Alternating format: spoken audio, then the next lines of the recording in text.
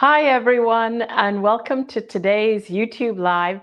I have been so excited for this episode, because this is what we're doing today is the start of something that's been close to my heart for many, many years. It's really about talking about making positive changes in our current medical system. And I have an amazing guest, and I know you'll all love him and you will all really appreciate and understand and relate to what he's saying. So my guest is Dr. Dan Vicario, who is a medical oncologist who's been focusing on integrative oncology for the last 2 decades.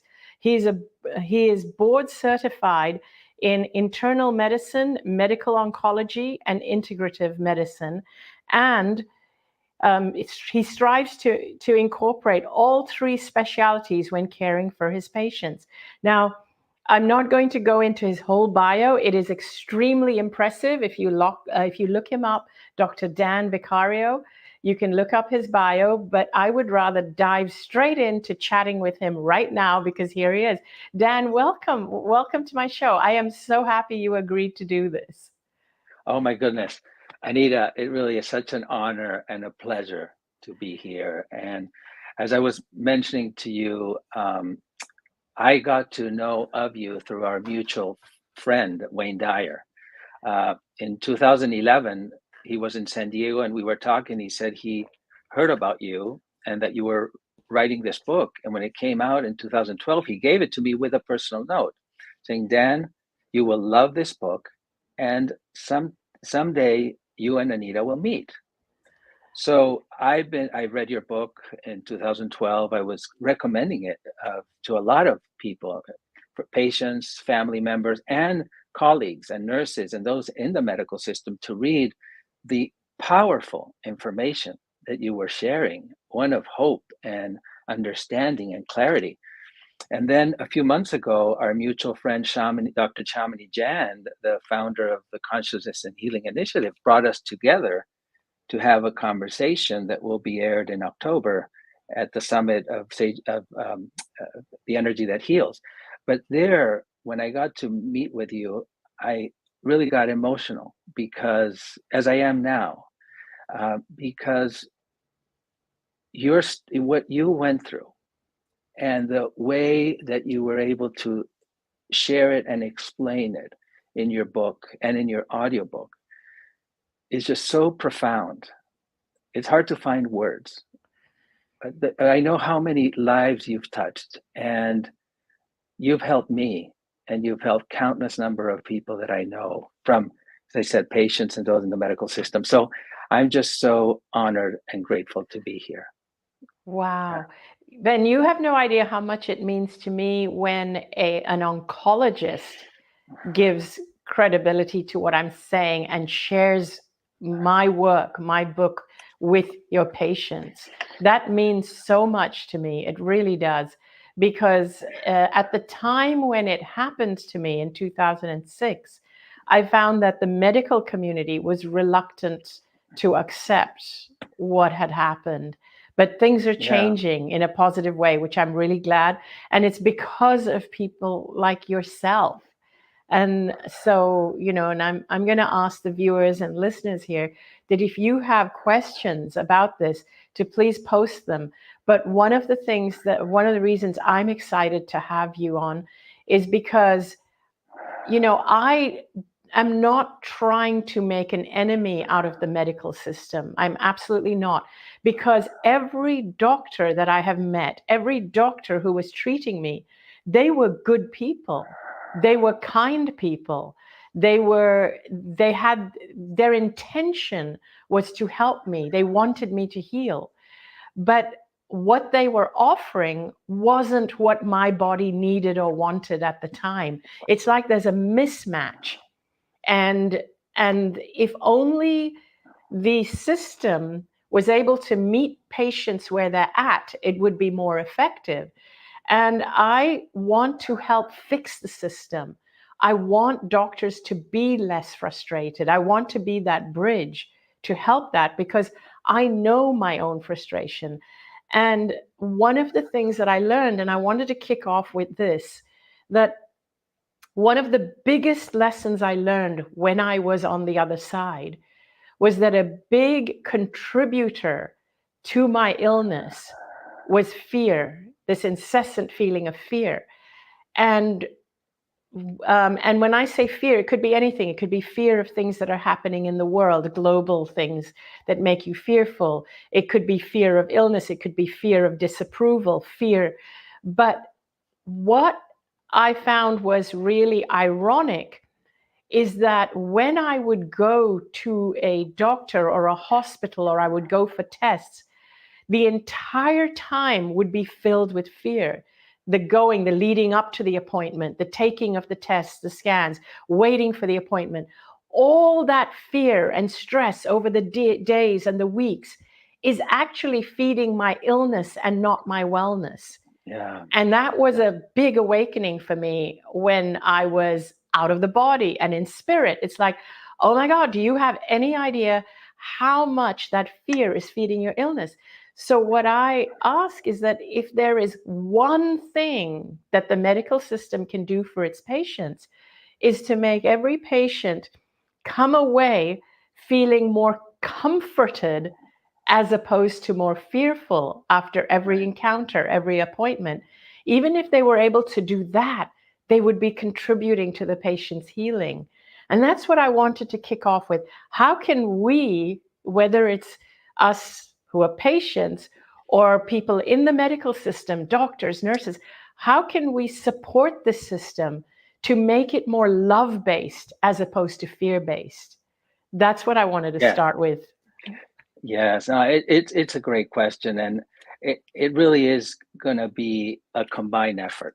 It's going to be everyone in the system and society as large coming into that's our conversation is mostly to understand that there is a problem and why and what is the problem and what are the solutions from within and from the society.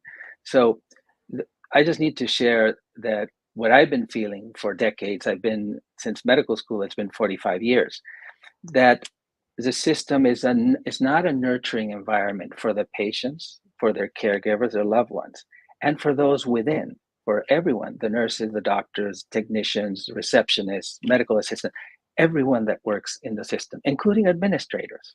Yes. So being aware of that, and those of us who are interested in this, fortunately, there are many within the system having these conversations and focus groups, right? Saying, what can we do to improve it? Yet everyone is caught in this system that where everyone is rushed and there's pressures here and there. So I just want to make clear to the audience that everything we talk about is patient-centered. So in the medical system, they say patient-centered, but they're trying to do it and they're unable to. Now, our conversation is saying, first, we want to do what, as you said, people need. I say patients, but if what people really need, they deserve.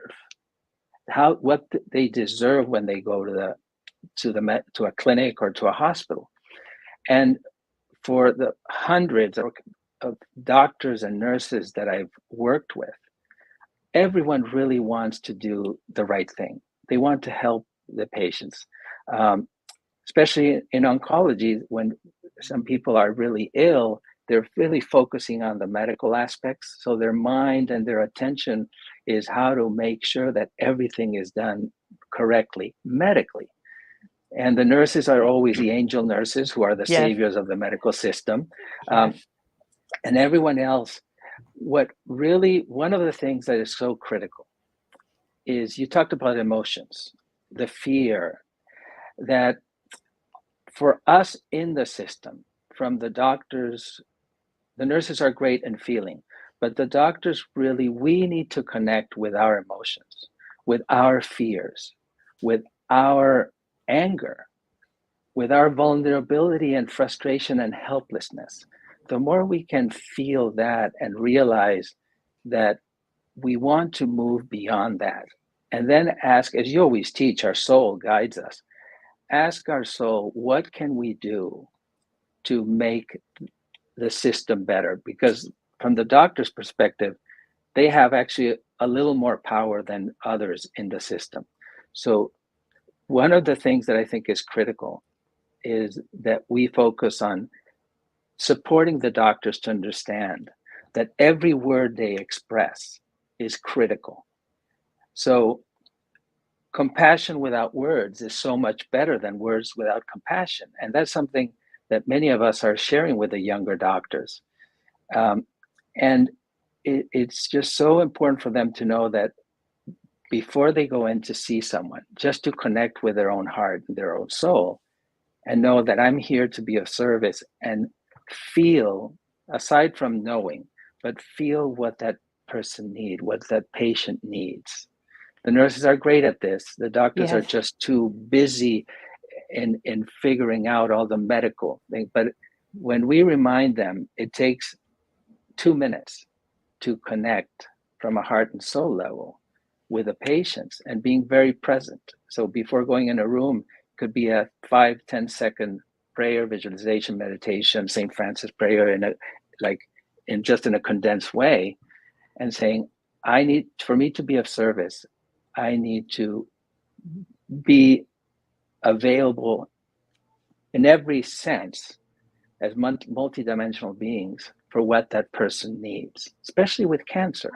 Yes. And so one of the many things we did in the places where I worked was having a group for, of course, support group for the patients, for the caregivers, for the nurses, but the group for the doctors is reminding them of the importance of being present and not having to have all the answers, and to say, to someone, say, I don't know this, but I'm going to find out. And I'm Yeah. here to support you. And I know some other time we'll have a conversation about things that doctors can say that can help the patient. But one of the big ones I do want to say is there is a medical legal situation that doctors are in. If they don't tell the patients how bad things could potentially be, they're liable. And a significant percent of people really want to know the details. But then those who are empath, as you well explain in your book, they are so empath. We are so sensitive that every word that is expressed can affect us. Yes. So the doctors have to really tune in to which person they can tell them everything, or even ask them first, do you want to know the statistics, or should we focus on what's the best that could happen? And the simple way that I share with my colleagues, especially oncologists, is that we can say this potentially could be serious, and we can talk about that in detail if you would like. But I would like to focus on what can we do. And I want you to focus on the people that did better than expected, because I people love read the that. statistics too. Patients Yes. read the statistics. So for decades, I've told them, read about so and so, read about so and so, or I had them meet another patient who lived beyond limits and beyond statistics. And then when your book came out, Anita, that was so powerful, because that was a tool that I could say, read about Anita and see Yeah. what she learned. And that can really inspire you to live beyond limits in the midst of a challenging medical situation. I love everything you're saying. That's absolutely beautiful. And it is about tuning in. And it is like, for a lot of patients, it's true that when you give them the worst case scenario, that's what they focus on. And that's what stays with them in their energy. And for them, they're better off hearing the best case scenarios.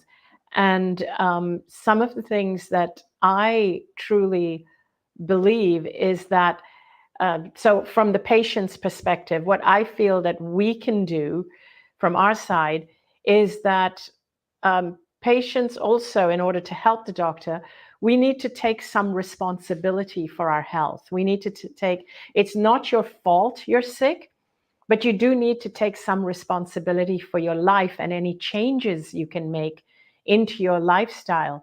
So one of the areas where I feel where doctors and patients can try and meet and work together more is, you see, the thing is, statistics are based on like everybody. You could have people that have terrible lives, people that are in poverty, people that can't afford good clean food or water. They're all part of those statistics.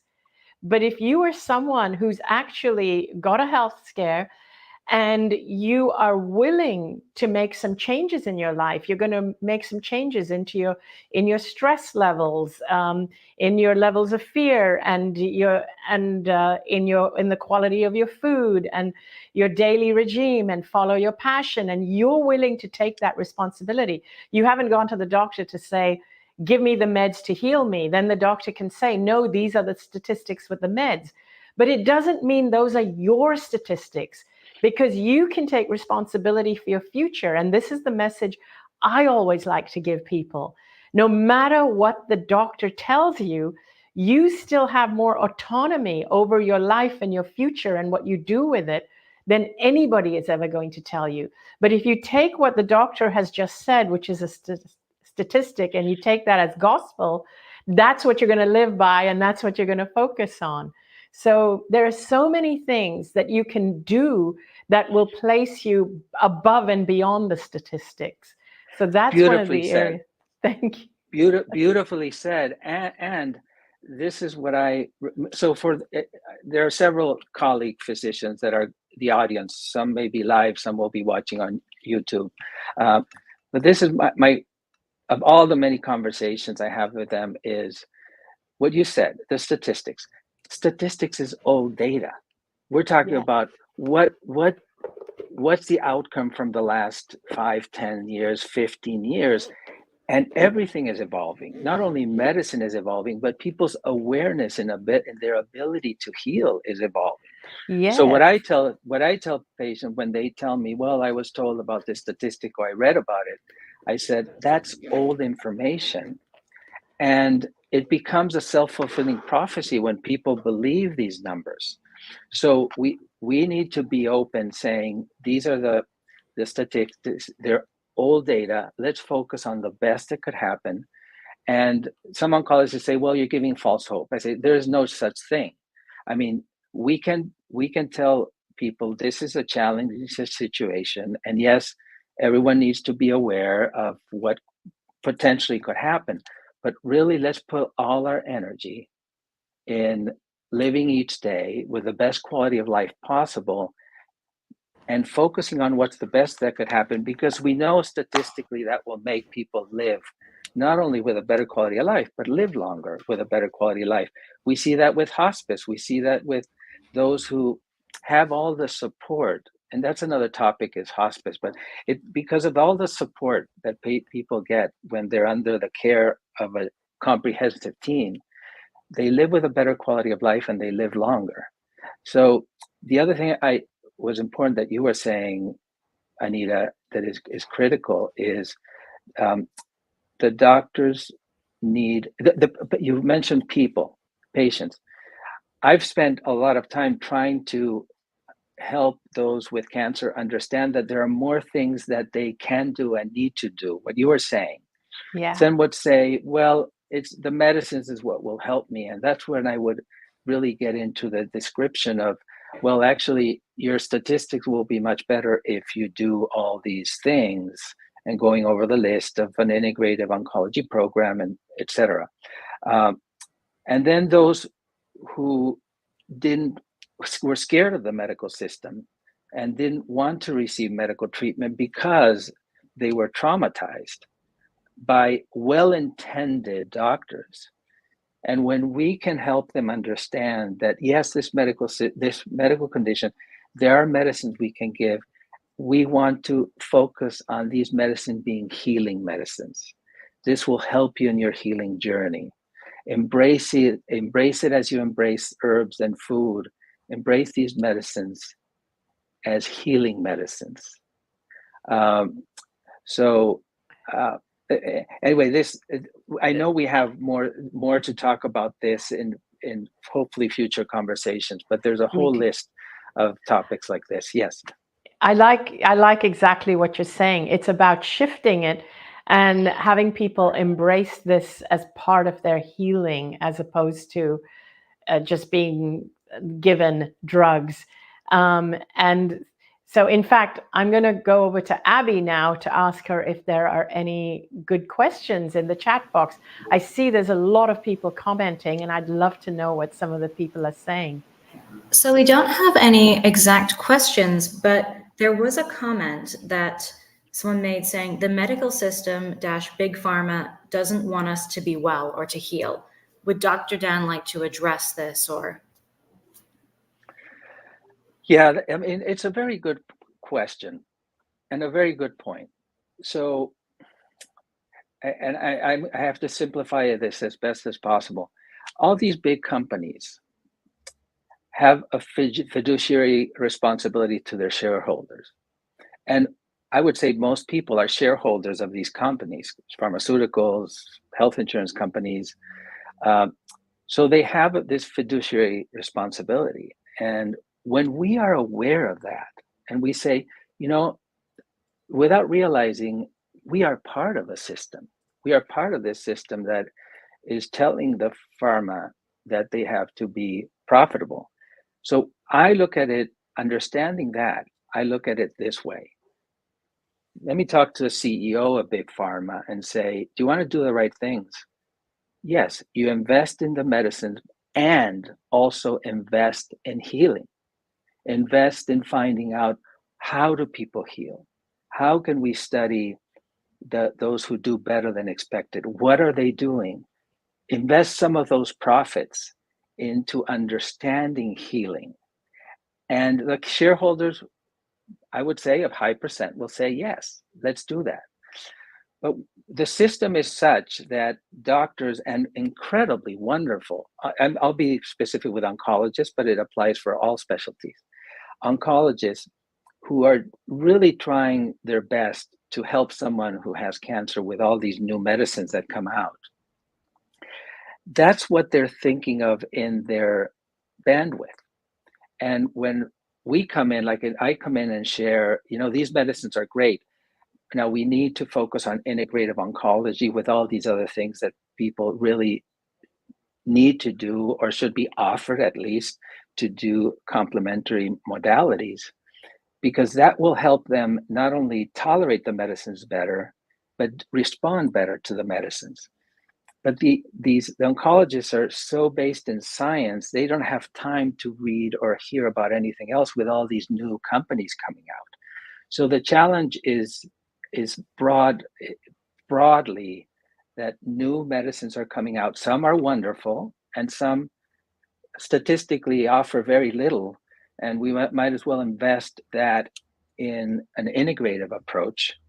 But some medicines, and sometime we can get into the details, but there are some really powerful medicines that can cure people with cancers where before there was no medical cure. So the big pharma is an issue, and I could personally spend at least an hour just talking about that. But I was trying to summarize it here. And Anita, I know you very likely have answers to that question too.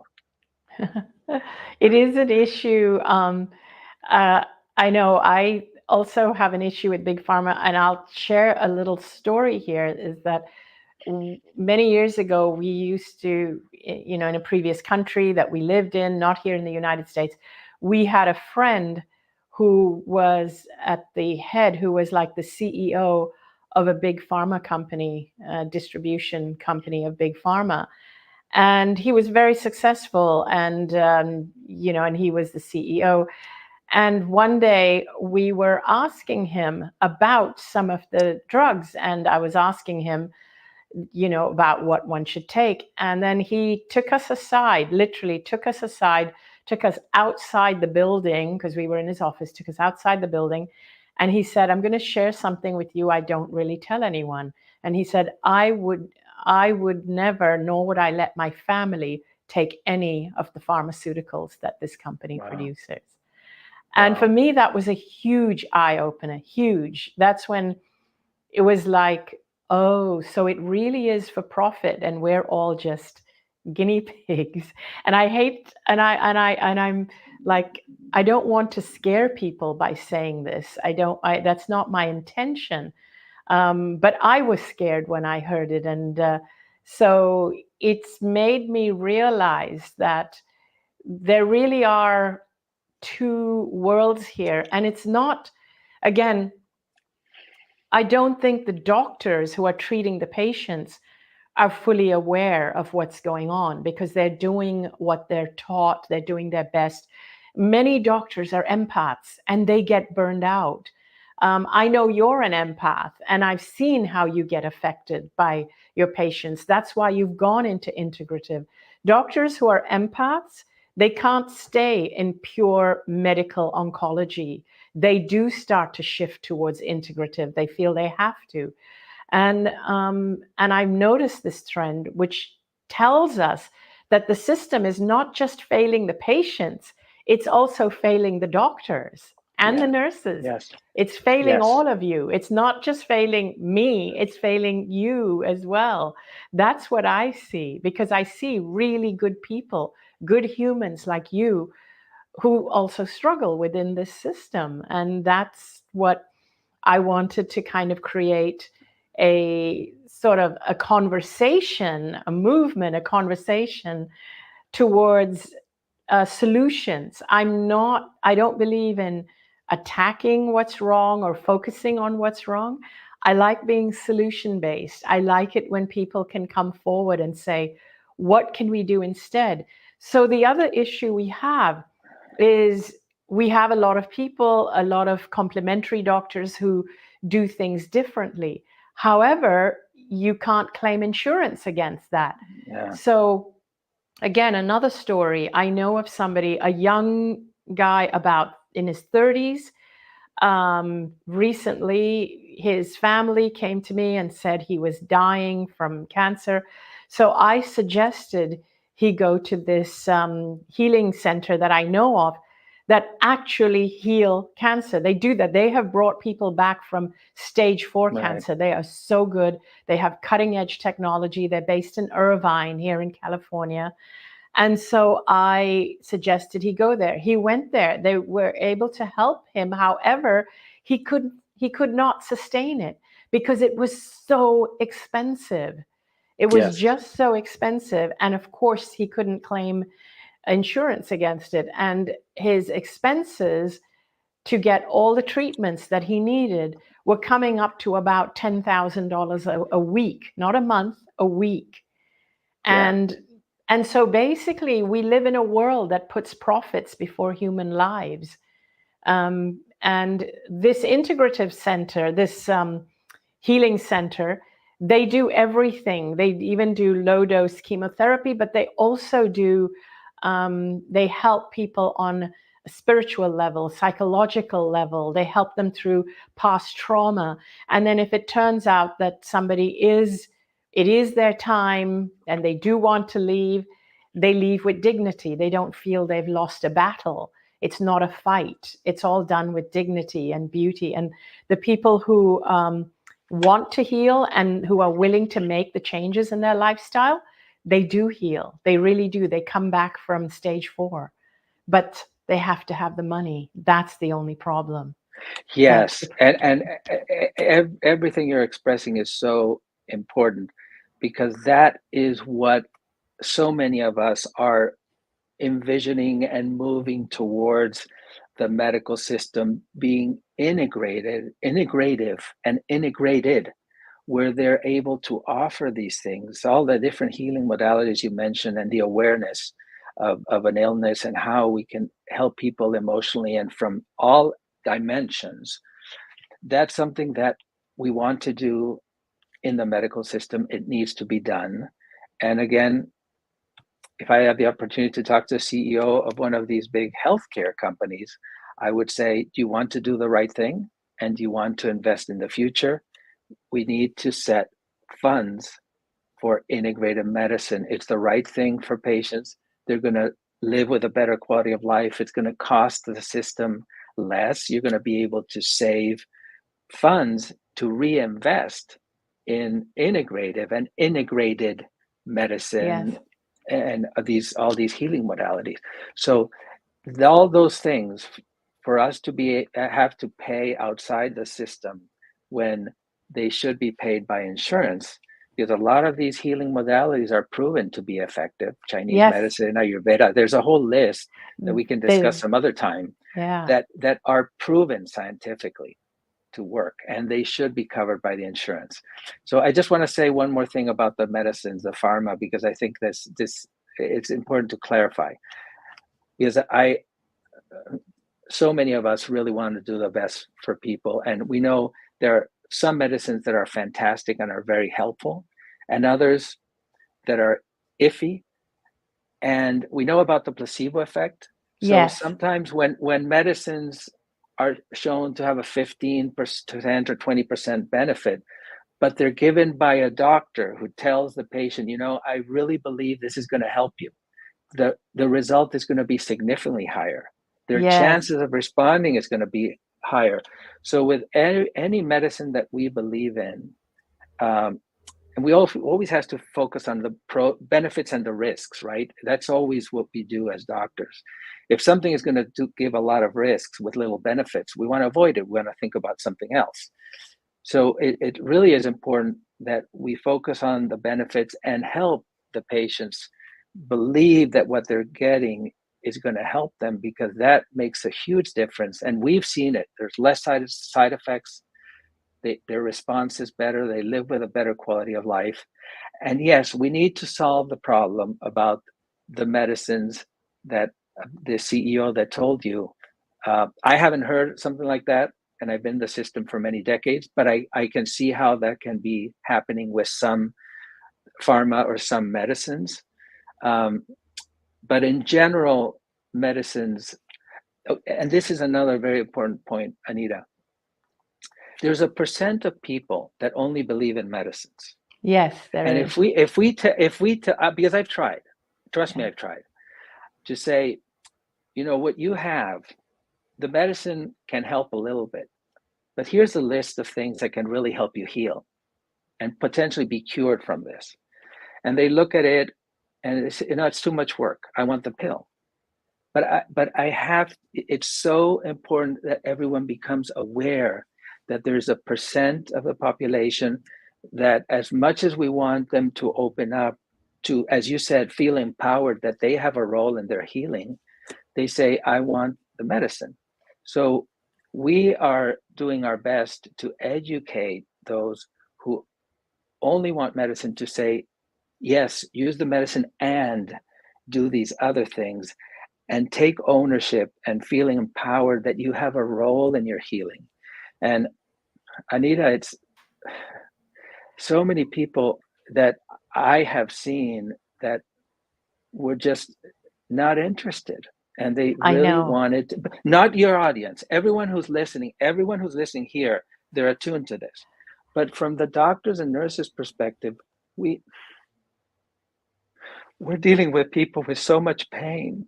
And Yes. when we tell them, read about Anita, or look at the different possibilities, or read about book about integrative healing, and they'll just fire me. They'll say, I don't want I want know. you. I want the doctor. So what's sad for me is that society needs to understand that the challenge and the system is challenged and broken because it's not it's consciousness. You talk about consciousness. Yes.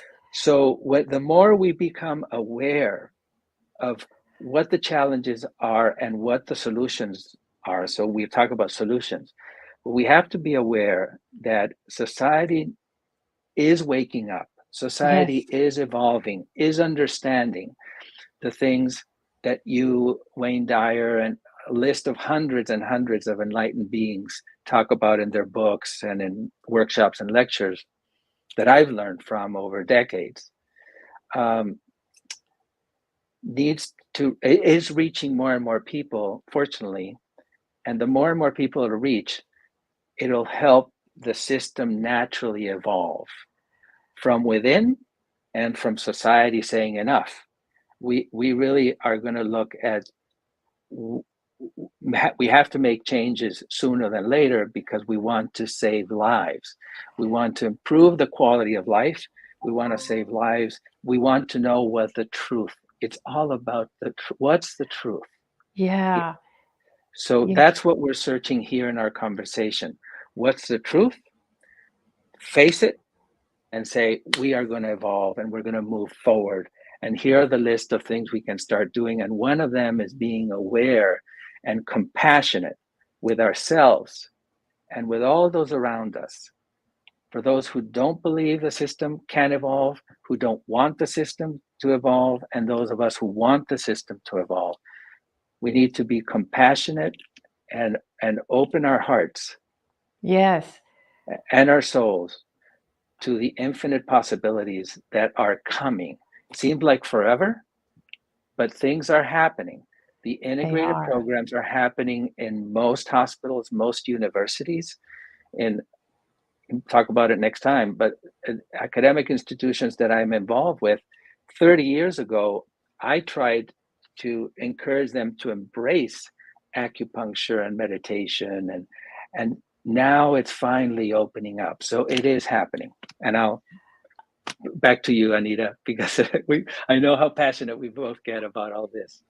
I love it. And I mean, I love how compassionate you are. And I hear you completely. And I know how difficult it must be to be in your position as an empathic, compassionate oncologist, dealing with people who have cancer.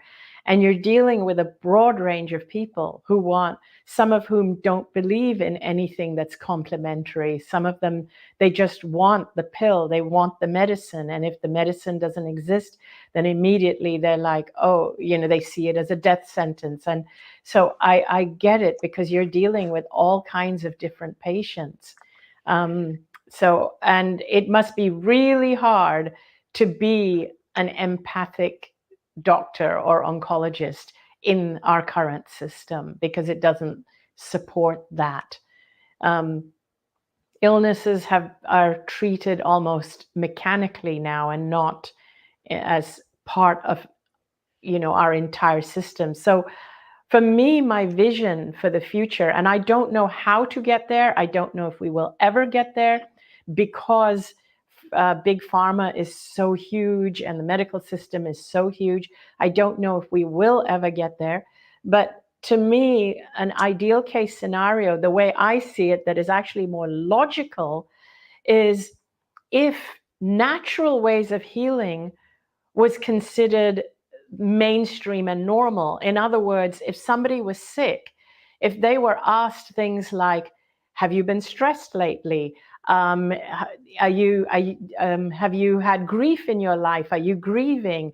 Are you lonely? Do you have people who love you? Have you been getting enough rest? Are you getting good, clean food? And then the doctor prescribes them to fix all these things first. That should be the first response. That should be mainstream health and healing. And what, for me, my vision for the future is for the doctor to do that first, and for pharmaceuticals to be considered alternative as a last resort. Right now, it's the other way around. I think we have it completely upside down and back to front. My vision is for it to get back to the right way, is, okay, what are you doing to contribute getting to the state you're in? Let's look at that. Let's undo it. And if we're struggling because your body's too far gone, let's now bring in something alternative like drugs to help you along. Maybe first it's herbals and naturals. And if that doesn't work, then let's bring in something stronger. I see it going in that order. But right now, we're the other way around. And I can't agree more with you when we're talking about a chronic condition that maybe is someone has lived with for some time. But there are acute conditions. If it's an acute cardiac event. Yes, I agree with you on that. Diabetes out of control, cancers that really need intervention. Intervention for sure. Drugs are very, yes. And doctors, emergency doctors, intervention. I'm totally with you on that. And I want to add to what you were saying. What we should have in cancer centers is the oncologist seeing someone with cancer and saying, these are the medicines that we encourage you to start. See them as healing medicines. We should start within the next few weeks. And I want you to see the integrative doctor, the functional medicine doctor, the a team that includes an integrative physicians and naturopathic doctors, and Chinese medicine, Ayurveda. I mean, the whole list, nutrition and counseling and emotional Yes, support. As you were saying, exactly. the deep dive into what's behind, because that one of the things that you've heard multiple times, Anita, and I yet for another conversation. The last thing we want people is to feel guilty that they created their cancer. Yes, So exactly. the awareness comes later. You had that awareness, but people, when they're so scared about their condition, it's let's figure out what you can do to heal, and also work within to find out ways to heal the emotions that will help you in the healing journey of Yes, cancer. And there are emotional support, there's psychological support, there are all these tools. We read Anita's book, listen to her to see this expansive awareness, read Wayne Dyer, read this, read that. And we are going to be by your side supporting you in the discovery of what's within. Because when we yeah, are able to heal our emotions, and especially deep traumas take a long time to heal, except when you have this awakening, Anita, that you had, that was so powerful awakening. And yes, you and I believe anyone can have that awakening, but it's not that they can have it, but it comes at a time, right? At the right time. And these are all questions that in the next chat, I would like to ask you about how can we help people expedite that yes, awareness and heal a trauma that they've had all this lifetime, and to I help like them that. heal quickly. Yes. I like that a Faster, lot. heal that faster. Yes. So Yes, yes, we need oncologists to be, that's what we're doing. Many of us as integrative oncologists, we are educating our oncology colleagues who are devoted doctors to understand that they really need to tell people, like you just said, these are the medicines, and these are the things that you have to look at. These are the list. I'm going to refer you in this cancer center. We have all these practitioners that you should see them all and see yeah, which approach resonates with you, because it's hard to do yeah. all of them. But the part of mindfulness, the part of meditation, the part of self-exploration is so important in healing. And I have to say this, your experience, Anita, which is just so emotional again to read about. I've been fortunate to see at least 3 people that had similar experiences like you did. And I mentioned that to you a couple of months ago. So, and I always have my scientific explanations to it, and there are many scientific explanations to spontaneous remissions. Um, and I've seen it, and I've seen so many other things that we can have a conversation in the future. But everyone needs to know, as you clearly say, we all have a spiritual journey. We have to trust that, as painful as it is, our soul knows what's best for us. We need to Yes, just open to that soul, open to that awareness, open to being these multidimensional humans that we are, and understand that healing goes beyond the medicines, go beyond the herbs, go beyond it. It's so much more than that. Yeah. yes. It is. It is.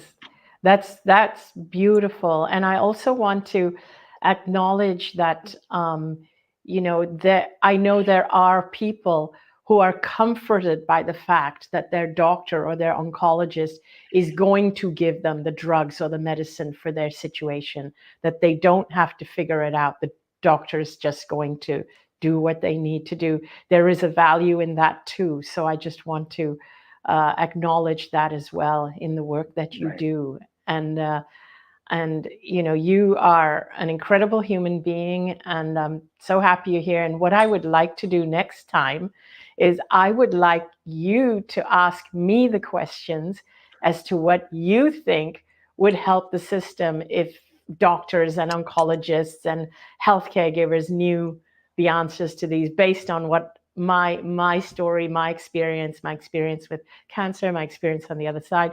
You can ask me any questions you like, but from your perspective, it will be very valuable. So I would love for that to be our next conversation.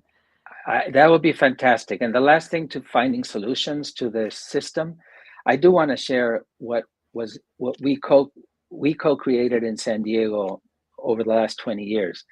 At our cancer center in North San Diego County, we had 2 cancer centers, incredible staff, nurses, doctors, receptionists, medical assistants. We had our monthly meetings where we talked about these conversations and how being present with the patients helped them heal. And the receptionist, we reminded the receptionists that their presence was helping the patients heal, especially with cancer. They come in, they're concerned. So there were a group of practitioners of many healing arts that volunteered at our cancer center. So while we were giving the chemotherapy, at one point there were 50 healers who were coming into the cancer center offering acupuncture, massage, qigong, Reiki, energy healing, music therapy, art therapy, we had an incredible physician who was a psychologist who helped people find within an hour what their problem was and what their trauma was. Wow. He's no longer with us physically, but Dr. Paul Brenner, was a miracle man who worked with us for decades. So this program that we were offering all those things for free in the cancer center while people were receiving the chemotherapy and the medicines. They could choose all these different modalities. And that we created this nonprofit San Diego Cancer Research Institute, SDCRI, that, as mentioned in my bio, right now it's web-based, but we have the story of how we created this. The program was created by practitioners of healing arts who volunteered and wanted to come into the cancer center and offer these things. And what happened is, when I retired from medical oncology in 2015, and our center was acquired by a larger institution, then these regulatory things came in, which I can understand because I was there in the transition. Well, certain things cannot be done in the chemo room, the acupuncture, because of this or that, the regulatory. And I, as angry as I was also compassionate, understanding that there are rules and regulations that we need to help evolve and will evolve, but not in 2015. And then people retired, and this large institution, which is doing a very good job, has been focusing mostly on the traditional medicine, a few things. There's art therapy and a few of mindfulness and a few things.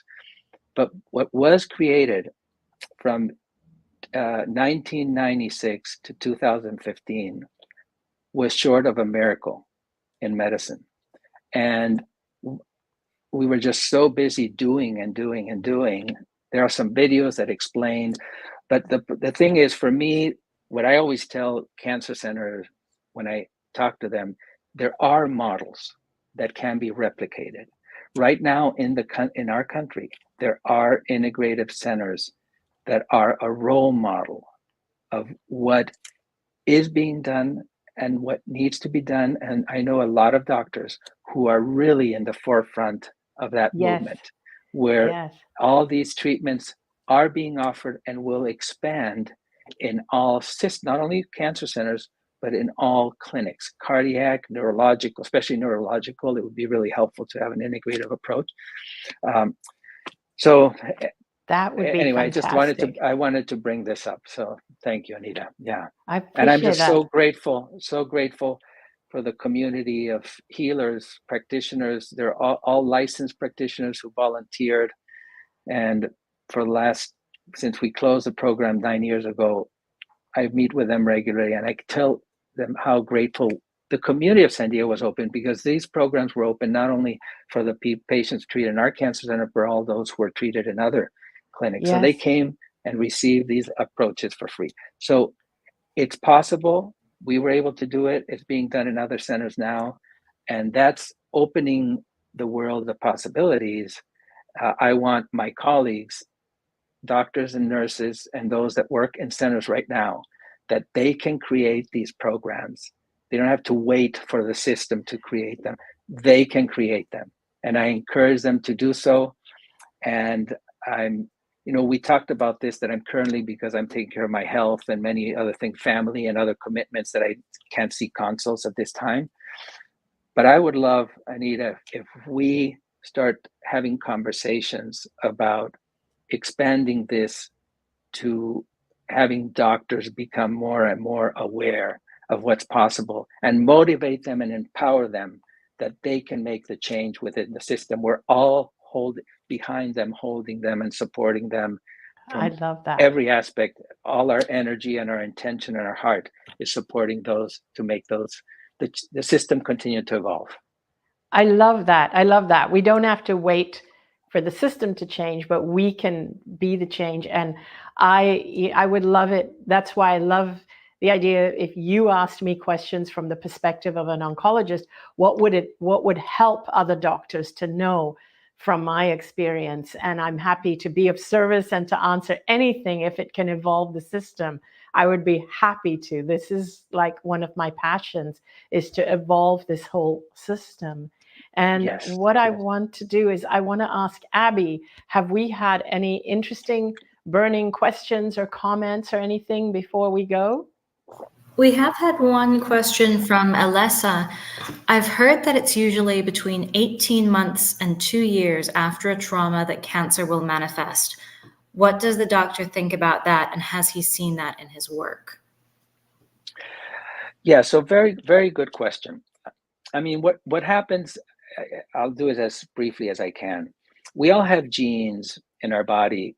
If we look at identical twins, that they have the same genes, one may develop cancer, the other doesn't. So there is an epigenetic phenomena that is well explained in science, what regulates genes.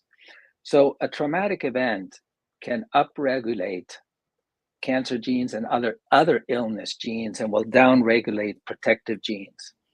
So how long it takes, it will depend on the person. And a lot of people are able to work over their trauma, and they don't manifest illness.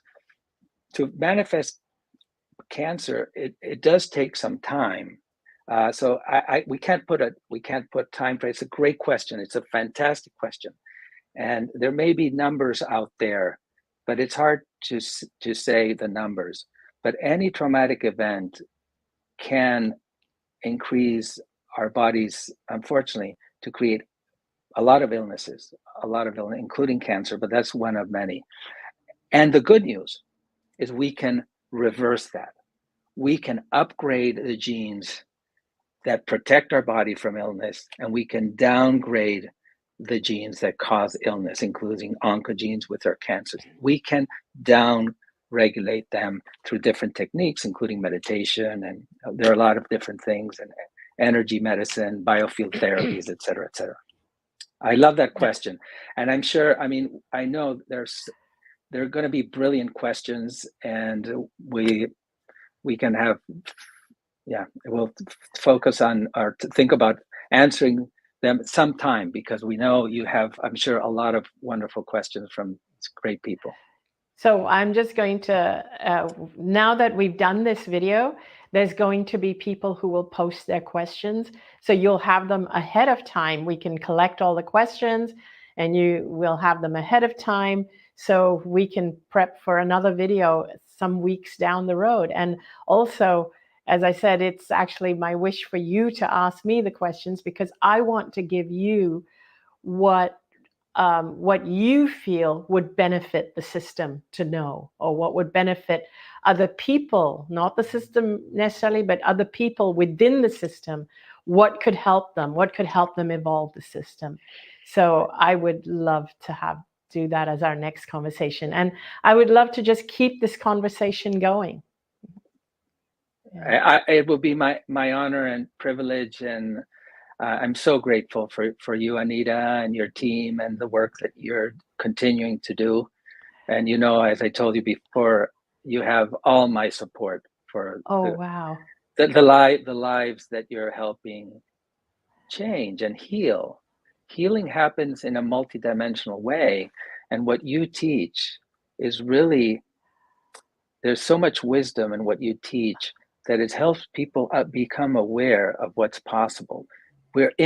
We have infinite possibilities Yes, in we our do. in all our energetic field, but life doesn't let us see those things. So if we can just really focus our energy in these conversations and doing your work, Anita, then And yours. deep healing happens Wow. in ways that are miraculous. The work you do is very, very invaluable, and you being an oncologist and you having that knowledge and integrating it with the spiritual knowledge. It's oh, I think my screen is frozen, but I'm back. But yes, it's what you do is so valuable, and I think that I think that this conversation will be useful also as we progress, because this was the first one, and I'm looking forward to the next one where we can go even deeper into some of the issues, because between now and then we will also have a better idea of where people's concerns and questions are, so we can address those. And I'm so grateful for your time and your interest, and also just so grateful for what you do for your patients and for people in the world. It's a lot. So thank you. Thank you for being part of the system, and thank you for speaking out. So grateful for your courage, your vulnerability, all of it. So thank you very much. Thank you. And Thank you, Anita. Thank you. Thank you. You're so welcome. And for all the viewers, please keep the comments going. I will come and check back intermittently. Thank you, everyone. And if you liked this, if you got a lot out of it, please click subscribe, because that will help us a lot. It'll help us to get this conversation moving even more. And the last thing I want to say to everyone listening live, thank you for being here live. Thank you for those who will listen to this later, taking the time to, and just continue to trust and believe in yourself, that whatever you have a passion is helping humans one-on-one or in groups or society or humanity at large. Keep that vision, because that's how we will all work. This is a work in progress. We're all helping humanity evolve together. Yes. And we're not alone. We're not alone. We're not alone. Thank you. On that note, thank you very much. Thank you.